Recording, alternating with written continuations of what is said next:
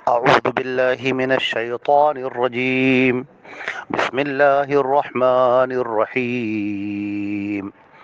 والذي يميتني ثم يحيين والذي أطمع أن يغفر لي خطيئتي يوم الدين رب هب لي حكما والحقني بالصالحين.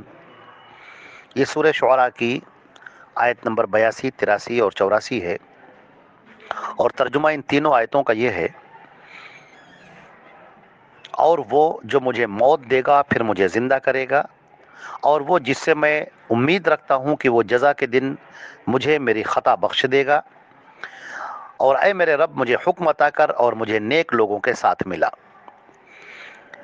حضرت گرامی، حضرت ابراہیم علیہ السلام کا یہ واقعہ چل رہا ہے پورا، اور کس طرح حضرت ابراہیم علیہ السلام نے کفار اور مشرکین کے سامنے توحید کے درس کو پیش کیا، اور کس طرح سے اللہ رب العزت کی وحدانیت کو، اس کی قوت کو، اس کی طاقت کو لوگوں کے سامنے پیش کیا، اور کیسے آپ نے دعوت دی لوگوں کو۔ اس کا تذکرہ اللہ نے قرآن پاک کے اندر فرمایا ہے، جہاں پر اللہ رب العزت کی صفات کا تذکرہ کیا گیا۔ حضرت ابراہیم علیہ السلام مخاطب ہیں، ابراہیم علیہ السلام خطاب کر رہے ہیں لوگوں سے، اور سمجھا رہے ہیں کہ تم جن معبودوں کی پرستش کر رہے ہو، جن کی عبادت کر رہے ہو، یہ سب غلط ہے اور یہ سب باطل ہے، اور سچا معبود اور حقیقی معبود تمہارا ایک اللہ ہے، وہی ہر ایک کا نگراں ہے، وہی ہر ایک پر مہربان ہے، وہی اس پوری طاقت اور اقتدار کا مالک ہے، پوری کائنات کے نظام کو وہی چلا رہا ہے،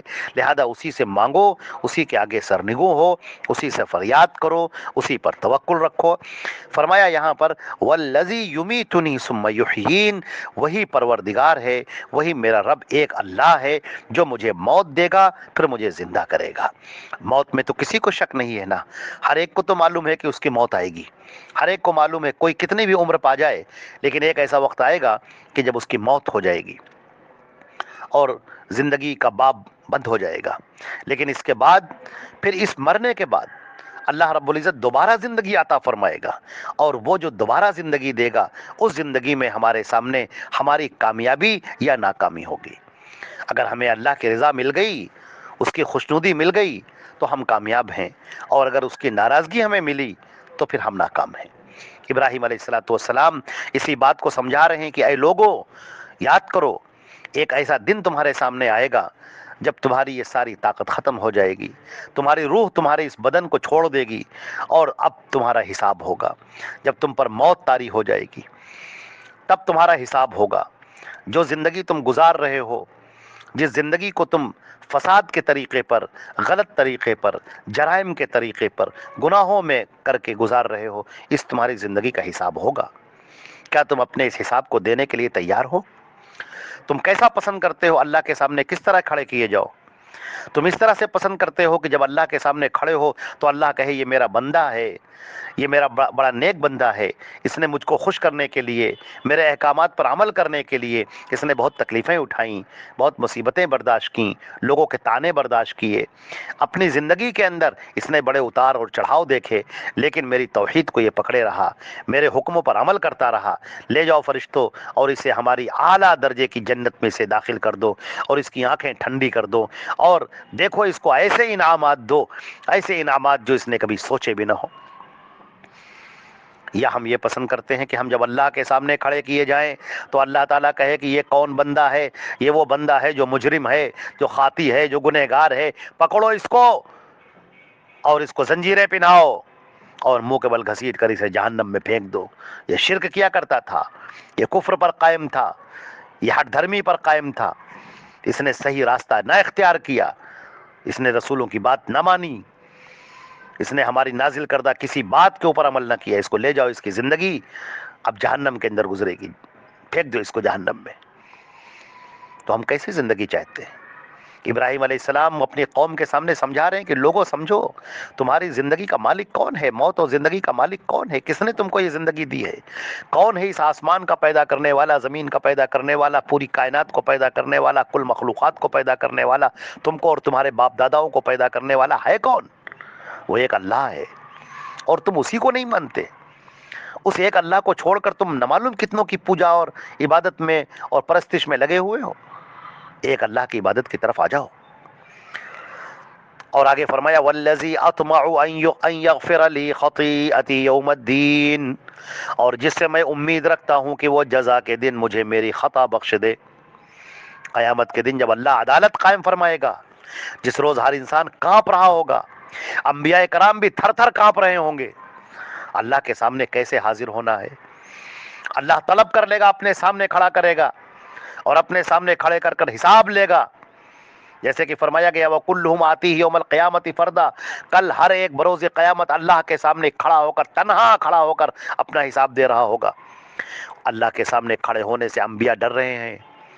حضرت ابراہیم علیہ السلام خوف کھا رہے ہیں، کہہ رہے وہ دن جس دن اللہ اپنی عدالت قائم کرے گا، ہر ایک کو بدلہ دے رہا ہوگا. بس مجھے اللہ سے یہی امید ہے، جو میں توحید پر قائم ہوں، جو میں اللہ کو ماننے پر قائم ہوں، میں اللہ پر ایمان لایا ہوں، اس پر میں قائم ہوں، مجھے اللہ سے امید ہے کہ اللہ میرے گناہوں کو معاف کر دے گا. ذرا ابراہیم علیہ السلام کا تواضع دیکھیے، انکساری دیکھیے. اللہ کے برگزیدہ بندے ہیں، اولو العزم من الرسل میں شمار ہے، اللہ کی عبادت میں لگے ہوئے ہیں، اس کی تبلیغ، اس کے دین کی تبلیغ میں لگے ہوئے ہیں، توحید کے جھنڈے کو بلند کر رہے ہیں. اس راہ میں نہ معلوم کتنی پریشانیاں اور مشکلات آئی ہیں، سب کو برداشت کر رہے ہیں. علاقے سے نکال دیا گیا، پریشانیاں آ گئیں، آگ میں پھینک دیا گیا، سب کچھ ہوا، لیکن اپنی توحید کا دامن نہ چھوڑا، اللہ کی محبت کو قائم رکھا، اللہ کے رشتے کو مضبوط رکھا. اور وہ یہ کہہ رہے ہیں کہ میں اللہ سے امید کر رہا ہوں کہ اللہ مجھے معاف کر دے. اور ہمارا معاملہ کیا ہے؟ گناہوں میں ڈوبے ہوئے، سر سے لے کر پیر تک گناہوں میں غرق ہیں. نماز بھی پڑھتے ہیں تو بس اس طرح جیسے ایک مشین، بس جلدی سے پڑھا اور پھینک کر کھڑے ہو گئے، دل لگتا ہی نہیں. کبھی توفیق نہیں ہوتی کہ اللہ کو اکیلے میں یاد کرے اور آنکھوں سے آنسو جاری ہو جائے. کبھی اللہ کو چپ کے اللہ کو پکارے اور اپنے دل کی فریاد اللہ کے سامنے کریں. توحید پر قائم ہو، جانے کی توحید کیا ہے، شرک کیا ہے. ہم کون سے دین پر عمل کر رہے ہیں؟ جو اللہ کے رسول کا لایا ہوا دین ہے، یا وہ دین جو لوگوں کا بنایا ہوا ہے؟ ہم کس پر عمل کر رہے ہیں؟ کتنے ہی جاہلی رسم و رواج، غیر مذہب کی تہذیبیں، طریقے ہماری زندگی میں آ چکے ہیں. ہم اسی میں مست ہیں، خوش ہیں، قہقہے لگا رہے ہیں، ہنس رہے ہیں، اسی میں ہماری زندگی بیتی چلی جا رہی ہے. صبح ہوتی ہے، شام ہوتی ہے، زندگی یوں تمام ہوتی ہے. کوئی خوف ہی نہیں ہمارے اندر کہ ہمیں اللہ کے سامنے کھڑا ہونا ہے، اللہ کے سامنے حاضر ہونا ہے. یہ خوف، یہ ڈر ہمارے اندر آتا ہی نہیں. ذرا سیکھنا چاہیے. کتنا بڑا مقام ہے یہ. حضرت ابراہیم علیہ السلام کتنا ڈر رہے ہیں اللہ سے، کس طریقے سے کہہ رہے ہیں یہ. اور پھر وہ دعا مانگ رہے ہیں کہ اے میرے پروردگار مجھے حکم عطا فرما اور مجھے نیک لوگوں کے ساتھ میں ملا دے. حکم کیا ہے؟ یعنی صحیح فیصلہ کرنے کی طاقت. اللہ کی تعریف کرنے کے بعد اب اللہ سے دعائیں مانگ رہے ہیں. یہی طریقہ ہے، ہمارے نبی نے بھی اسے سکھایا ہے کہ پہلے اللہ کی حمد بیان کرو، پھر میرے اوپر درود بھیجو، اور پھر اللہ سے مانگو. یہ دعا کا طریقہ ہے. آج اس دعا کے طریقے کو چھوڑ کر لوگوں نے اپنے طریقے ایجاد کر رکھے ہیں. یا اللہ فلاں کے صدقے میں معاف کر دے، فلاں کے صدقہ و طفیل میں معاف کر دے، فلاں فلاں کا واسطہ دے کر لوگ دعائیں کرتے ہیں. غلط ہے یہ. اللہ نے جو ہمیں طریقہ سکھایا ہے، ہمارے نبی نے جو طریقہ بتایا ہے، دعاؤں کی آپ کتاب اٹھائیے، مسنون دعائیں اٹھائیے، اس کا ترجمہ پڑھیے، دیکھیے ہمارے نبی نے کیا سکھایا ہے، ہم کو کیسے مانگنا سکھایا ہے. لیکن آج ہم لوگ غیر شرعی وسیلے اختیار کرتے ہیں. فلاں کے طفیل میں معاف کر دیں، فلاں کی چاہت میں معاف کر دے، فلاں کے واسطے سے معاف کر دے. یہ طریقہ نہیں ہے. یہ طریقہ دعا مانگنے کا نہیں ہے. دعا عبادت ہے. اس کو اپنے طریقے پر مت مانگو. ہمارے نبی نے جو طریقہ سکھایا ہے، اس طریقے پر اپنی تمہاری جو بھی ضرورت ہو، اس ضرورت کو اللہ سے طلب کرو. اللہ کی حمد و ثنا بیان کرو، اللہ کے نبی پر درود بھیجو، پھر اپنی دعا مانگو. ابراہیم علیہ السلام نے اللہ کی حمد و ثنا کے بعد اب کہا کہ اے میرے پروردگار مجھے حکم عطا فرما دے. حکم کسے کہتے ہیں؟ قوت فیصلہ. یعنی مجھے ایسا علم عطا فرما جس سے میں صحیح فیصلہ کر سکوں. مجھے توفیق عطا فرما کہ میں صحیح فیصلہ کر سکوں. زندگی کی راہوں میں مجھے ہدایت عطا فرما، ایسی روشنی عطا فرما، ایسی روشنی کی جس سے میں صحیح فیصلے لے سکوں، غلط فیصلہ نہ ہو، میں کفر پر نہ چلوں، شرک پر نہ چلوں، میں حق کے راستے پر چلوں. اے اللہ مجھے حکم عطا فرما.